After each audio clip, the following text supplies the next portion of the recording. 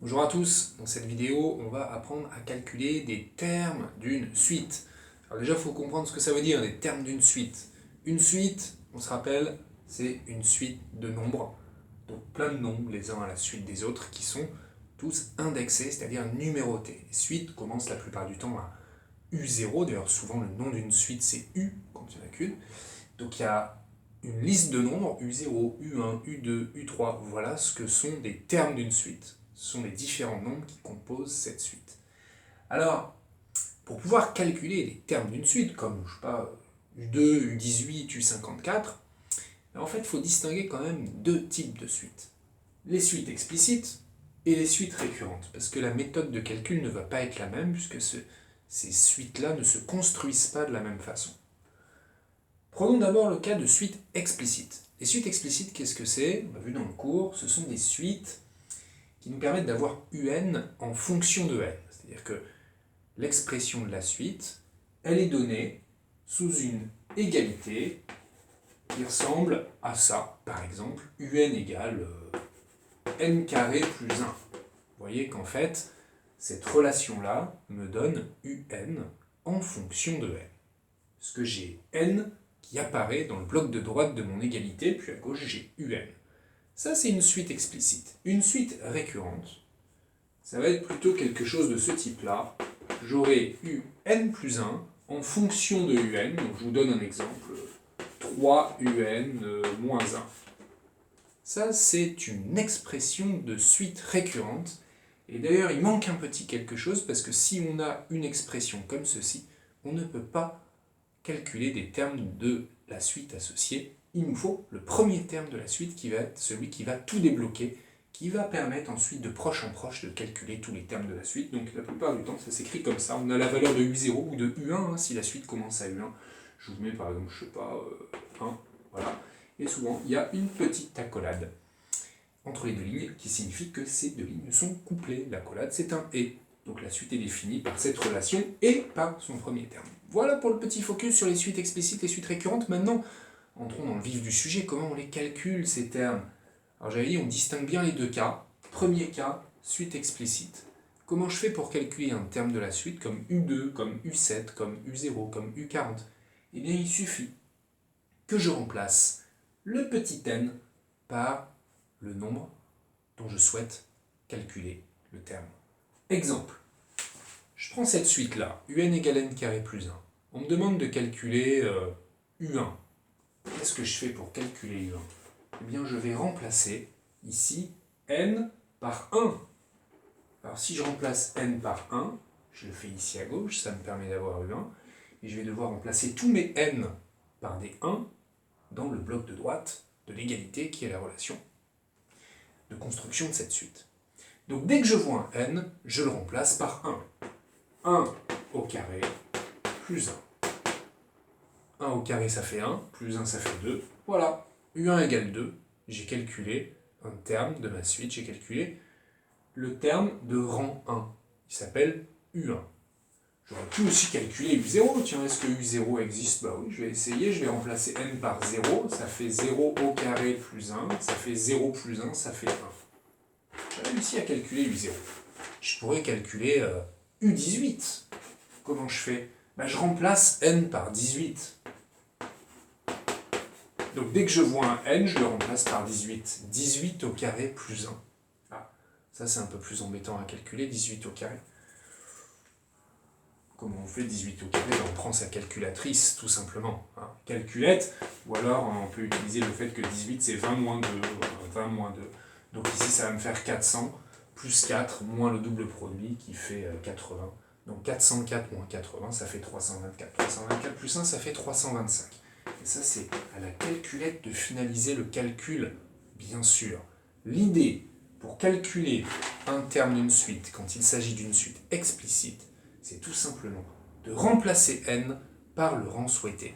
Vous voulez calculer U15, vous remplacez n par 15. Et vous calculez, soit à la main, soit à la calculatrice, si elle est autorisée. Dernier petit exemple. Si je vous dis que maintenant un, c'est, je sais pas moi, 1 sur n plus 1, et que vous voulez U3, pareil, vous remplacez n par 3. Et ça vous donne 1 sur 3 plus 1, c'est-à-dire 1 quart. Vous voyez, les termes d'une suite, ce n'est pas forcément des nombres entiers. Ça peut être des nombres fractionnaires, des nombres rationnels, ça peut être des nombres réels, tout simplement. Ce sont les indices des termes de la suite qui, eux, sont des nombres entiers, mais le résultat, le terme d'une suite, ça peut être un nombre réel, n'importe lequel. Dernière chose importante aussi, c'est que parfois il y a certains termes de suite qu'on ne peut pas calculer. Si je vous donne par exemple un égale 1 sur n, et que je vous demande de calculer u0, vous êtes un peu embêté parce que moi je vous dis qu'il faut remplacer, donc vous allez remplacer n par 0, ça va vous faire 1 sur 0, et là, bien évidemment, vous êtes bloqué, vous dites mais je n'ai pas le droit d'écrire ça. Mais non, vous n'avez pas le droit d'écrire ça. Ce qui veut dire que u0 n'existe pas pour cette suite, et que cette suite va commencer à u1. Voilà, mais ça normalement c'est précisé dans un énoncé, on vous dit que cette suite est définie sur n étoiles, ou pour tout n supérieur ou égal à 1. Donc u0 n'existe pas, mais pour tous les autres termes de la suite, on les construit sans aucun problème. Dernier petit point sur les suites explicites, excusez-moi, je vous remets par exemple celle-ci, n carré. On a compris comment calculer U7, U33, U41, on remplace. Et on peut calculer n'importe quel terme de suite explicite sans aucun problème. Parfois, j'ai besoin d'une calculette. Si je vous demande maintenant de me calculer n plus 1, on en aura besoin quand on va essayer de trouver le sens de variation des suites, notamment, ou bien essayer de prouver que des suites sont géométriques. Bref, on aura parfois besoin de calculer un plus 1. En fait, ça aussi, c'est un calcul de terme de la suite. C'est le terme de rang n plus 1. Alors, c'est le même principe. Ce qu'il va falloir faire, c'est remplacer tous les n. Par quoi? Pas par 7, pas par 40, par n plus 1. C'est-à-dire, dès que je vois un n, je le remplace par n plus 1. Alors ici, je vois un n, je vais le remplacer par n plus 1. Donc mon n devient n plus 1. Ah, mais j'ai un carré. Ah, alors qu'est-ce qu'il faut que je fasse?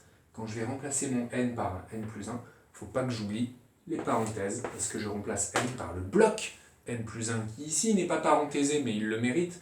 Il mériterait des parenthèses ici.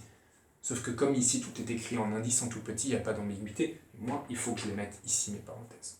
Voilà pour le calcul des termes de suite. Passons maintenant aux suites récurrentes, parce que c'est un peu plus difficile. Comment je fais pour calculer des termes d'une suite récurrente quand cette fois j'ai un plus 1 en fonction de un? Je ne peux pas trop rapidement remplacer comme pour les suites explicites. Je ne vais pas remplacer direct. Je vais d'abord réfléchir un petit peu. Prenons cet exemple-là. Ça, c'est une suite récurrente. Un plus 1 égale 3un moins 1 et u0 égale 1. Alors, si on me demande de calculer u0, j'ai rien à faire parce que c'est déjà écrit. C'est l'avantage des suites récurrentes. Il y a au moins un terme qui est donné, le tout premier. Donc là, il n'y a pas de calcul à faire. Il est là. Ça, c'est u0. On me demande de calculer u1. C'est donc un calcul de termes de la suite. Comment je peux faire? Tout à l'heure, je remplaçais. Tout à l'heure, quand je voulais u1, je remplaçais n par 1. Essayons de le faire. Mais où? Où est-ce que je peux remplacer un n? Pas ici, il n'y a pas de n. Il y a juste un premier terme qui est donné. Alors ici, si je remplace n par 1, j'obtiens quoi? Remplaçons n par 1. J'obtiens u1 plus 1 égale quelque chose. Ah tiens, u1 plus 1. Mais 1 plus 1, ça fait 2. Donc ce que je suis en train de calculer si je remplace n par 1, c'est u2. Est-ce que je veux u2, moi? Non, je veux u1. Donc la méthode ne marche pas. Je ne peux pas remplacer n par 1. Alors il faut que je réfléchisse un tout petit peu. Parce que moi, on veut quand même calculer u1, on me le demande. Comment je fais? Eh bien, il va falloir que je trouve la valeur de n adéquate, idoine, intéressante, judicieuse, qui va me permettre de calculer u1. Alors, quelle serait la valeur de n ici qui pourrait me permettre de calculer u1? Il faudrait que n plus 1, ça fasse 1. Donc il faut que je prenne n égale 0, bien sûr. Alors je l'écris, n égale 0. Si j'écris n égale 0, j'explique que je vais remplacer tous mes n par des 0. Et donc ici, en remplaçant tous mes n par des 0, je vais avoir u0 plus 1. Et c'est chouette parce que u0 plus 1, ça va faire u1, et c'est ce que je veux calculer. Mais alors si je remplace tous mes n par des 0, il faut que je le fasse aussi ici. Et donc tout doucement, je vais aller me remplacer mes n par des 0. Dès que je vois un n, je le remplace par 0. Là j'ai un n en tout petit, je vais le remplacer en tout petit par un 0. Et ensuite j'ai un moins 1 qui est en gros. Voilà, j'ai calculé u1. Alors c'est pas fini, parce que j'obtiens ça, c'est pas un nombre, moi je veux un nombre à la fin.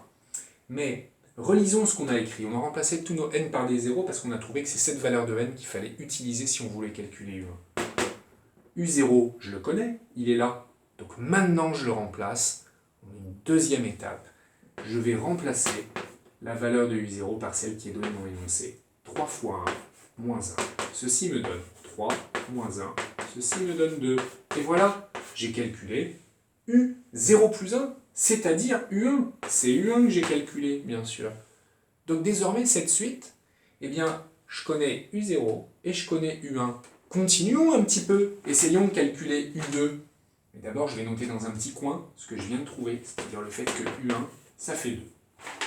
Allez, on va calculer U2. On me demande de calculer U2, ça encore c'est un terme de la suite.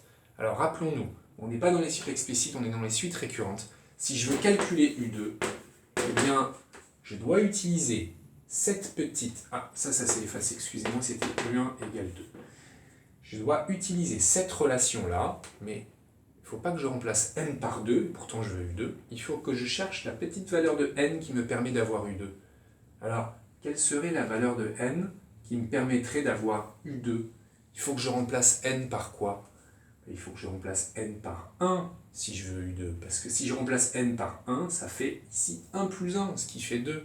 Alors que si je remplace n par 2, ça fait 2 plus 1, ça ferait 3. Ça me permettrait de calculer U3. Moi, je veux U2. Donc, je remplace tous mes n par des 1. Donc, je l'écris n égale 1.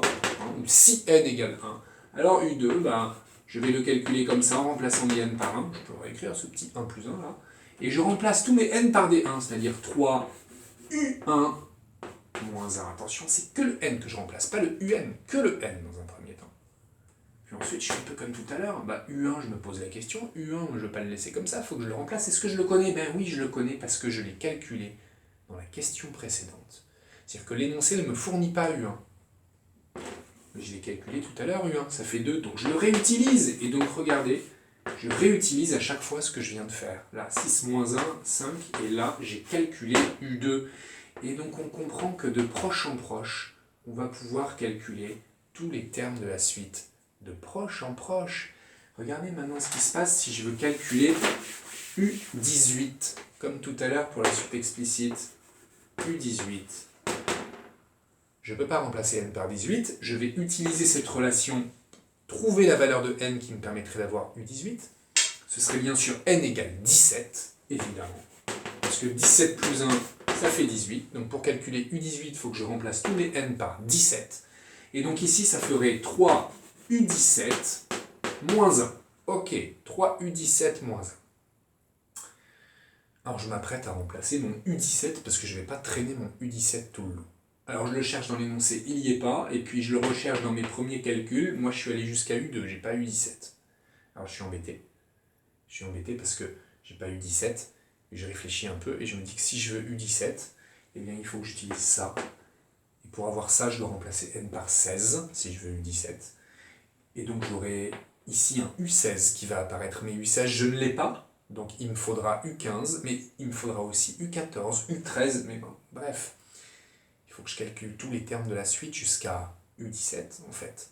J'en suis qu'à U2. C'est là la grosse différence entre les suites explicites et les suites récurrentes. Quand j'ai une suite explicite, je peux calculer U18 sans problème, U50 000, U200 milliards. Il suffit que je remplace n par le rang associé. Mais quand j'ai une suite récurrente, si je veux calculer un terme de la suite, j'ai besoin de calculer tous les termes progressivement, de proche en proche, jusqu'à obtenir le terme souhaité. Tout à l'heure, c'était facile, on voulait U1, on voulait U2, ça se faisait bien. Mais on est obligé de les faire tous de proche en proche. Si je veux U5, j'ai besoin d'abord de passer par U3, puis U4, et enfin je pourrais avoir U5. Et donc U18, non, on ne vous le demandera jamais. Quand c'est une suite récurrente, on vous demandera de calculer des termes assez proches. Ou alors, vous le verrez, on vous demandera tout de même de calculer un terme un peu éloigné, mais il faudra transformer la suite récurrente en une suite explicite, ce que vous apprendrez à faire sur les suites arithmétiques et géométriques. Et c'est un autre sujet. Si on récapitule, quand on veut calculer les termes d'une suite, eh bien on a besoin d'abord de faire une petite identification. Est-ce que la suite en question, elle est explicite ou récurrente? Si c'est explicite, c'est facile. D'accord? On remplace n par le rang souhaité et on calcule. Si c'est une suite récurrente, c'est un peu plus embêtant, ça demande un peu plus de manipulation, un peu plus de technique, mais on y arrive quand même. Il faut se trouver la petite valeur de n qui nous permet d'avoir le terme souhaité. Voilà donc comment on calcule des termes d'une suite.